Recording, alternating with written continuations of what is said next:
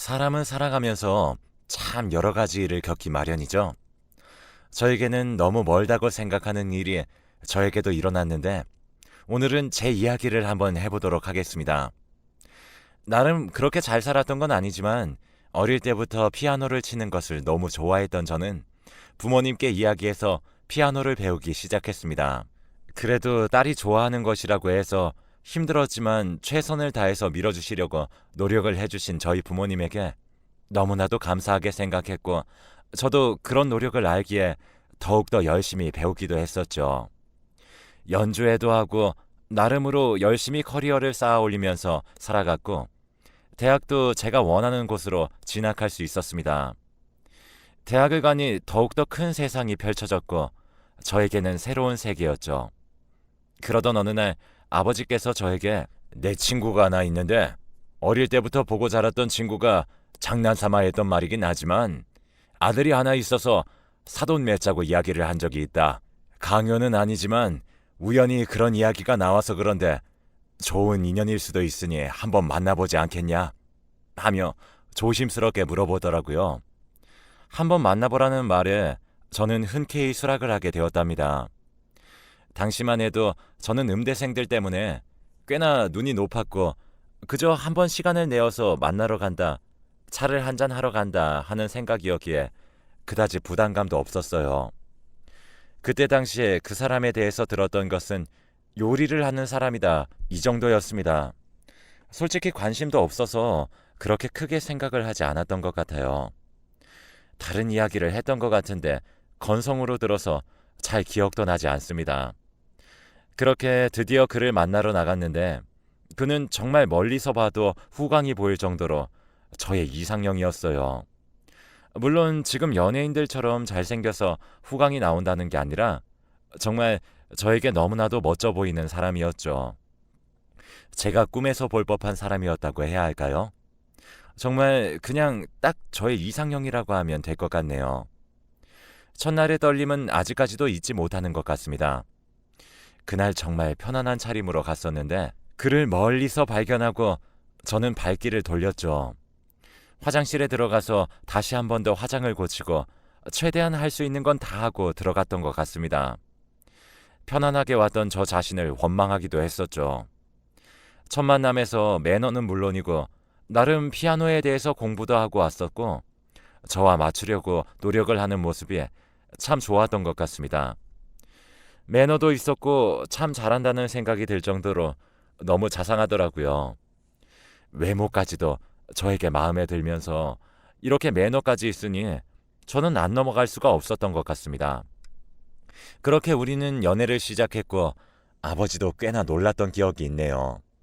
아버지께서는 혹시라도 자신이 말한 것 때문에 제가 억지로 연애를 해보는가 싶어서 말리기도 했지만 진지하게 이야기를 하고 오히려 제가 더 좋아한다는 말에 아버지께서는 응원을 해주셨습니다. 그렇게 저희는 1년간 연애를 했고 서로 자리만 잡으면 바로 결혼을 하자는 식의 대화를 하기도 했죠. 남편도 가게를 열기 전에 경력을 쌓기 위해 음식점에 들어가서 여러 가지 요리를 배우면서 커리어를 쌓기 시작했어요. 저는 모든 꿈들을 접고 피아노 학원을 내게 되었습니다. 그렇게 저희는 결혼을 하게 되었고 정말 세상을 다 가진 것처럼 행복한 날들이었습니다. 남편은 하루하루 정말 이벤트같이 사랑을 해주는 사람이었고 완벽한 하루를 보냈다 싶을 정도로 잘해주는 사람이었죠. 늘 저를 배려해주는 것은 물론이고 새로운 요리가 나오면 꼭 저에게 먼저 건네는 사람이었으며 쉬는 날에는 서로 꼭 껴안고 있는 날들도 많았고 그저 둘만 있으면 세상에 아무것도 없어도 좋다 싶을 정도로 그렇게 사랑을 했었습니다. 제 친구들 사이에서도 저희 신랑은 유명했는데 훤칠하고 저에게 잘하기로 소문이 나 있었거든요. 그렇게 많은 사람들이 부러워하는 결혼 생활을 이어가고 있었고 저희에게는 사랑스러운 딸까지 태어나게 되었답니다. 저는 점차 성장해서 학원을 확장하게 되었고 지역에서도 꽤나 알아줄 만한 학원의 명성을 가지게 되었어요. 그러면서 남편도 가게를 내어주고 점차 자리를 잡기 시작을 하게 되었죠. 그 사람에게 들어가는 돈이라는 것은 전혀 아깝지 않았고 그렇게 다 해주고 싶었어요. 남자와 여자가 바뀐 것 아니냐는 말을 들었지만 그런 말 또한 아랑곳하지 않았어요. 그 사람은 저에게 행복이었고 삶의 전부였으니까요. 혹시라도 자기가 빨리 마치는 날에는 꼭 저의 학원에 들러 데리러 가기도 했었네요. 20여 년의 세월이 흘렀지만 저에게는 정말 첫 만남부터 한결같았던 사람이기도 했습니다. 하루하루 더 잘하려고 하고 혹시라도 제가 기분이라도 안 좋으면 늘 물어보며 배려해주는 모습으로 저희는 그렇게 함께 늙어가는 듯 했어요. 그러던 어느 날이었습니다. 남편의 가게에서 불이 났다는 소식을 듣고 불이 나게 달려가는 날이 있었는데요. 다행히도 남편은 그렇게 크게 다치지 않았고 가게의 일부분이 화재로 인해서 꽤 손실이 있었죠. 가게도 가게였지만 저는 남편밖에 보이지 않았습니다. 혹시라도 손이라도 잘못 다쳐서 요리하는 데 지장이 있으면 어떡하나, 화상이 가장 아프다고 하던데 많이 아프지는 않을까 하는 걱정뿐이었네요. 많이 다치지 않은 것을 확인하고 저는 남편과 함께 병원에 다녀오게 되었는데 다행히도 입원은 하지 않았어요. 다만 안정이 중요해 며칠 가게를 열 수 없었죠. 집에 있는 시간이 생겼습니다. 그렇게 화재 때문에 자신도 다쳐놓고도 저에게 미안하다고 하는 남편이었어요. 제가 내어준 가게인데 그렇게 손실이 되었고 손해를 끼친 것 같아서 미안하다는 말이었습니다. 저는 당신만 크게 다치지 않았으면 됐다며 액땜했다는 셈치고 수리하고 새롭게 인테리어해서 다시 시작하면 된다고 남편을 다독거리기 시작했어요. 남편도 많이 놀라던지 그날은 저에게 떨어지지 않더라고요. 다음날 부주의로 인한 사고였기에 다른 곳에서 연기가 올라왔다는 말도 있었고 장사를 못하게 되었다는 옆 가게도 있었습니다. 모두 다 합의를 하고 나서 집에 돌아오니 남편은 또 한 번 저에게 미안하다고 하더라고요. 물론 그때까지만 해도 저는 남편을 위해서 내가 무언가 해줄 수 있다는 사실이 그저 좋았습니다. 저에게 의지하는 남편이 좋았고 여태까지 수고했으니 편안하게 당분간 좀 쉬자는 말을 하게 되었죠. 여행도 가볼까 생각을 하기도 했었지만 그때 당시에 꽤나 큰 금액이 들어가서 집에서 그냥 요양을 하며 보내기로 결정을 하게 되었습니다. 그 와중에도 남편은 너무 잘했고 다친 손으로 저에게 아침 저녁을 다 해주면서 이거라도 하게 해달라며 방긋방긋 웃어주었어요. 그렇게 집에서 지내던 어느 날 친구에게 연락이 왔는데 나이 조금 더 먹기 전에 한번 여행을 가자는 말을 하더라고요. 하지만 그때 당시에 남편도 집에 있고 제가 그렇게 여행을 갈 상황이 아니라서 그런지 조금 고민을 하다가 거절하게 되었지만 친구가 너무 가고 싶었던 나머지 남편에게 전화까지 걸어서 물어봤더라고요. 상황을 모르던 친구는 남편에게까지 전화를 했고 허락을 해달라고 이야기를 했던 모양입니다.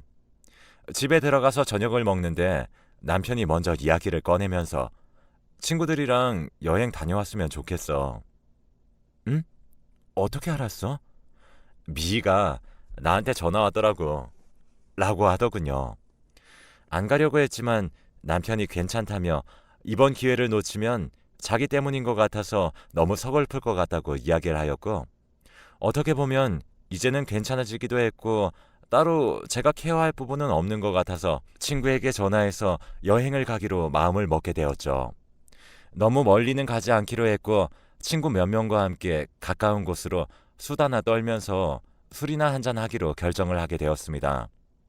그렇게 여행의 당일이 되었고 안 가려고 하긴 했었지만 막상 몇 년 만에 친구들과 함께 가려고 하니까 솔직히 설레는 마음은 어쩔 수 없더라고요. 저녁부터 잠을 조금 설쳐서 아침까지도 선잠을 자듯이 하고 그렇게 아침부터 부랴부랴 준비를 하고 있었습니다. 아침부터 일어나 있던 남편은 저에게 도시락을 정성스럽게 가득 싸주었죠. 차 타고 가면서 입 심심할 때 친구들이랑 먹어. 도시락도 꽤나 컸는데 도시락을 들고 집 앞까지 온 친구의 차까지 마중해주는 것도 잊지 않았답니다. 친구의 차를 타고 아직까지도 너희는 신혼이라며 그렇게 부러워하는 말들에 어깨가 으쓱했죠. 그때까지만 해도 지금 같은 이런 비극은 일어날지 상상도 하지 못했던 시간이었어요. 그저 남편의 배웅이 좋았고 친구들과 함께 있는 시간이 좋았죠. 신나게 이야기를 하면서 달려가는데 2시간 정도 달렸을까요? 친구의 휴대폰이 울리는 것을 듣게 되었습니다. 처음에는 이렇게 놀러 가는데 기분 깨기 싫다며 가족들도 놀러 간 걸 알아서 전화 안 할 거다. 그냥 받지 말아라 이야기를 하였지만 한 번, 2번 그렇게 전화는 끊임없이 울렸고 무언가 직감한 그녀는 이상한 듯 전화를 받더라고요. 여보세요? 바로 친구의 아들이 사고를 당했다는 소식을 접하게 되었죠. 저희 모두가 부모였기에 저희는 어떠한 말도 하지 않고 얼른 차를 돌리라고 하며 그 병원으로 바로 향했습니다. 병원에 도착을 하자마자 친구는 뛰어가게 하고 저희는 주차를 한 뒤에 그렇게 병원으로 달려갔어요. 다행히도 친구의 아들은 그렇게 많이 다치지 않았고 단지 많이 놀랐던 모양이더라고요. 애가 멍하게 있는데 그 모습을 보기만 해도 마음이 찢어졌습니다. 그렇게 저희는 친구를 데려다 놓고 다음을 기약하며 헤어지기로 했어요. 이러한 사고도 있었는데 괜스레 갔다가 안 좋은 일이 생기면 모든 것이 그 탓이 될 것만 같았거든요. 가지 말라고 하는 하늘의 뜻인가 봐. 이렇게 좋게 이야기를 하면서 우리 다음 달에 한 번 더 계획을 잡아보자 하고 이야기를 하게 되었죠. 저는 남편에게 전화를 할까 말까 망설이다가 갑자기 제가 나타나면 얼마나 기쁠까 하는 생각으로 전화 없이 집으로 돌아가게 되었습니다. 도착을 해서 도어락을 열고 집으로 들어가는데 엄청 큰 TV 소리가 들려왔어요. 저는 남편이 있나 보다 싶어서 얼른 문을 열고 들어갔습니다. 문을 여는 순간 정말 모든 시간이 멈췄다고 해도 믿을 만한 느낌이었습니다. 사람이 서늘해지고 소름이 끼치면 지나가는 공기 온도까지 몸으로 느낀다고 하죠. 정말 딱 그 느낌이었습니다. 놀란 눈으로 저를 바라보는 남편, 그리고 사모님 너무 이쁘세요 하면서 웃어줬던 남편 가게의 종업원. 나이 차이도 15살 넘게 난다고 알고 있는데 그 어린아이와 그렇게 같이 있는 겁니다. 제가 어리고 이쁘다고 했던 것도 기억나고 그리고 남편이 했던 말도 그대로 기억나요. 예쁘긴 어린 거지. 당신이 훨씬 더 예뻐. TV 소리를 크게 틀어 제가 오는 것도 알지 못하고 저희 집의 소파에 다정하게 앉아있는 그들의 모습을 보게 되었습니다. 꿈 같은 현실에 마주한 저는 정말 아무것도 할 수 없었고 한 몇 분간은 그들도 정적, 저도 정적이었던 것 같아요. 현실이 믿기지 않으니까 사람이 벙찐다는 말이 실감이 나더라고요. 그리고 어느 정도 정신을 먼저 차린 건 남편이었죠. 갑자기 그 아이를 얼른 떼어놓고 저에게 다가와서 싹싹 빌기 시작하더라고요. 첫 마디가 뭔 줄 아세요? 가게 정산할 게 있어서 잠시 들렸는데 여보도 없고 해서 잠시 같이 TV를 봤고 먹을 것도 해먹었어 라고 했습니다. 절대 오해할 만한 사이가 아니라고 하더라고요. 누가 종업원과 사장의 가정이 있는 집에서 TV를 봅니까? 다정하게 앉아 있었는데 눈이 달린 짐승이라도 불륜 관계인 건 알 수 있는 상황이었어요. 그렇게 남편이 이야기를 하자 종업원은 맞장구를 치듯이 소파에서 일어나 저에게 무릎을 꿇고 오해할 상황 만들어서 죄송하다 하더군요. 저는 본능적으로 남편의 핸드폰이 보였고 저는 남편의 핸드폰을 낚아챘습니다. 남편에게 비밀번호가 뭐냐고 소리 지르고 결국 남편은 비밀번호를 알려주더군요. 저는 비밀번호를 풀어 최근 기록에 있는 번호에다가 당장 전화를 걸었죠. 그랬더니 정말 당연하다는 듯이 침대 쪽에 있었던 종업원의 폰에서 전화가 울리더라고요. 침대 쪽으로 다가가서 그 여자의 핸드폰을 집으니 남자친구라는 문구가 떴어요. 번호도 남편 것이 맞더라고요. 그제서야 인정하고 싹싹 비는 두 사람이었습니다. 정말 혼이 나간다는 말을 제 남편에게 쓰게 될 줄은 상상도 못했던 것 같아요. 휴대폰을 뒤져보니 정말 오래전부터 연락을 했더라고요. 제가 핸드폰을 안 보는 것도 알고 딱히 연락을 지우지도 않았습니다. 제가 여행 간다는 걸 제가 친구와 약속한 그날에 남편은 쪼르르 달려가 이 친구에게 집으로 오라고 연락을 했더라고요. 불이 나는 바람에 그동안 보지도 못했을 테니 정말 기가 막히고 뒷골이 당겼습니다. 만난 지도 꽤나 된 것 같더라고요. 그렇게 모든 사실을 알자 다리가 풀린다는 것을 경험했습니다. 정말 모든 것을 알고 나니까 할 말도 없고 나는 그동안 무엇에 속았나 이 생각밖에 들지 않더라고요. 온몸에 힘이 풀려서 스르륵 앉았는데 저의 눈앞에 보이는 건 여태까지 저의 전부라고 생각을 했던 남편, 그리고 식당을 갈 때마다 웃어주었던 어린 종업원이었습니다. 소름 끼치더라고요. 거의 가게에 들어오면서부터 시작된 것 같은데 그 시간 동안 저를 마주하면서 얼마나 비웃었을까 하는 생각도 들고, 여태까지 속이면서 저와 함께 살았던 시간, 남편은 대체 무슨 생각이었을까? 정말 여태까지는 상상도 하지 못한 일이 일어났을 때 왜 패닉 상태가 되는지 알 수 있었네요. 일단 저는 꼴보기 싫은 두 사람의 얼굴부터 치워야 한다고 생각이 들었어요. 남편은 절대 나가지 않을 것이고 일단 증거는 확보했으니 종업원은 꺼지라고 했죠. 이왕이면 같이 나가주면 좋겠다 했지만 남편은 나가지 않더라고요. 그렇게 종업원이 가고 하루 동안 감정 소모가 너무 컸던 저는 정말 피곤함에 쩔었습니다. 몸도 마음도 너무 지치고 소파에 그대로 주저앉았죠. 근데 남편이 하는 말이 더 가관이었습니다. 밥은 먹었어? 밥은 먹어야지. 이게 누구 때문인데 이 소리 하는 걸까요? 너무 소리치고 울어서 정신도 없었던 저에게 다정한 말투로 이야기를 건네는 남편을 보고 저게 진짜 저놈의 본 모습이구나 싶었습니다. 그렇게 남편을 밀쳐버리고 문을 닫았습니다. 제발 꼴도 보기 싫으니 나오지 말라는 말과 함께요.